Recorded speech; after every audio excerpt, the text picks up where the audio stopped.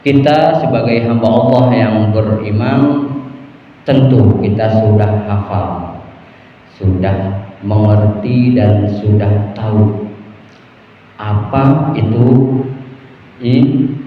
iman.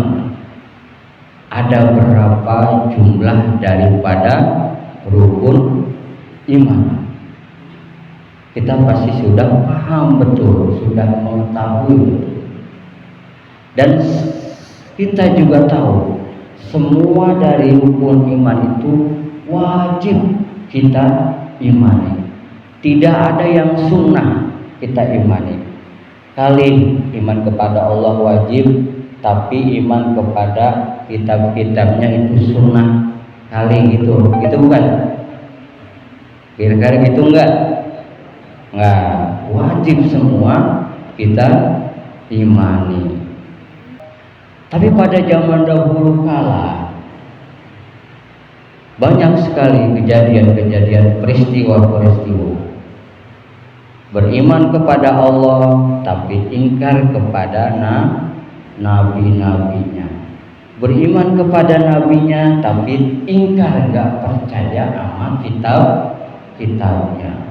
Beriman kepada kitabnya tapi enggak percaya, ingkar terhadap malaikat. Semua secara utuh, secara menyeluruh sudah semestinya kita wajib untuk mengimani keseluruhannya secara utuh.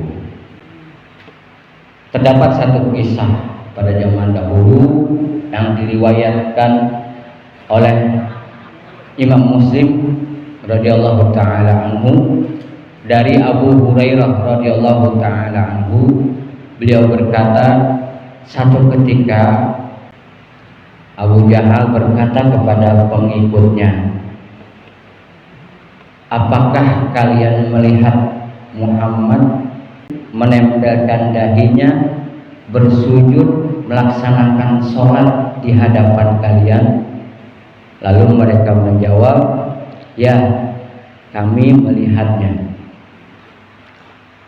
Lalu Abu Jahal berkata, demi Lata dan Uzza, aku akan menginjak-injak lehernya dan menempelkan dahinya ke tanah. Lalu bergegaslah Abu Jahal ini, bergegas menuju Rasulullah SAW dan mendapati beliau sedang melaksanakan sholat. Kemudian Abu Jahal yang tadinya sesumbar, yang tadinya sombong, yang tadinya ingin menginjak-injak lehernya dan membenamkan jidatnya, dahinya Rasulullah ke tanah, tiba-tiba mundur, kaget, hampir mendekati Rasulullah. Lalu pengikutnya bertanya, ada apa wahai Abu Jahal? Ketika aku mendekat, aku melihat ada parit dari api. Parit itu kayak galengan ya, solokan, solokan. Iya, benar, susukan ya, susukan, solokan, galengan mah ini yang padi ya. Iya, dia kayak solokan, benar. Ada parit dari api dan ada satu makhluk yang besar yang menyeramkan, makhluk itu bersayap. Kemudian Rasulullah bersabda, seandainya sedikit lagi Abu Jahal maju, niscaya akan dihantam oleh malaikat dan tubuhnya akan hancur terkoyak-koyak. Hadis ini diriwayatkan oleh Imam Muslim radhiyallahu taala anhu. Hadirat jamaah Majlis Ta'lim Nurul Islam, hakikatnya kebaikan-kebaikan yang kita lakukan itu akan kembali kepada diri kita, dan begitu juga keburukan-keburukan yang kita lakukan itu akibatnya akan kembali kepada diri diri kita.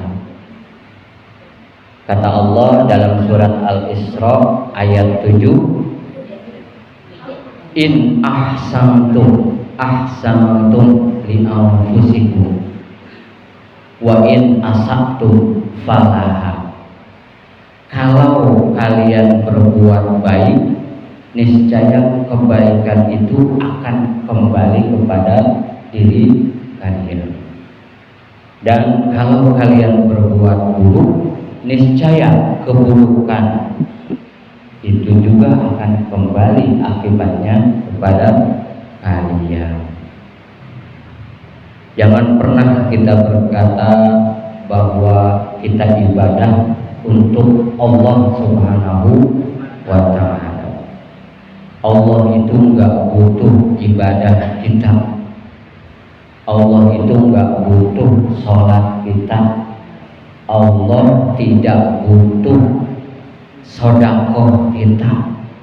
Allah juga enggak butuh haji kita. Kita sholat, manfaat sholat kembali untuk kita. Kita sedekah, hikmahnya dan manfaatnya juga akan kembali kepada kita. Pun begitu juga kita berhaji, pahala dan manfaat daripada haji itu akan kembali kepada kita. Jadi hakikatnya kita beribadah untuk diri kita sendiri. Jadi pilihan itu ada di dalam diri kita. Kalau kita kufur, Allah enggak rugi. Kalau kita beriman juga, Allah enggak untung. Untung enggak Allah kita beriman? Ya, enggak untung. Rugi enggak Allah kalau kita kufur? Justru kita yang rugi kalau kita kufur. Kan ada dua pilihan, masing-masing pilihan itu punya tempatnya masing-masing. Kalau mau kufur berarti tempatnya nanti di neraka. Kalau mau beriman berarti tempatnya di surga. Itu kembali kepada diri kita masing-masing. Tanyakan pada diri kita tentang hakikatnya Allah menghadirkan diri kita di dunia ini. Wallahu a'lam bishawab. Mudah-mudahan bermanfaat. Kurang lebihnya mohon maaf. Assalamualaikum warahmatullahi wabarakatuh.